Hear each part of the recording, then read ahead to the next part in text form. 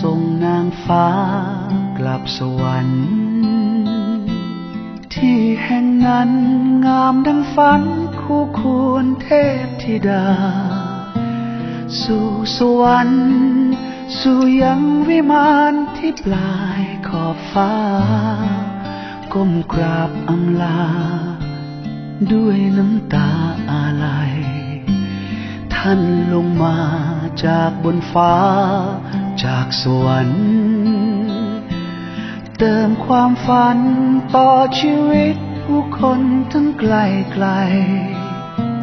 สุดเหนื่อยล้าอุทิศชีวาเพื่อคนที่ยากไร้เป็นภาพในใจ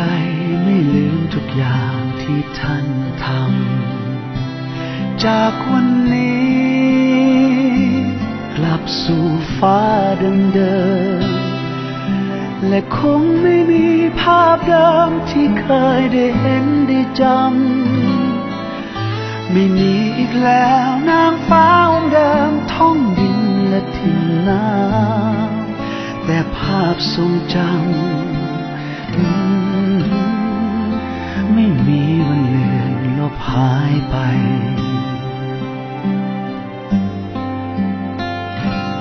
ถึงเวลาส่งนางฟ้า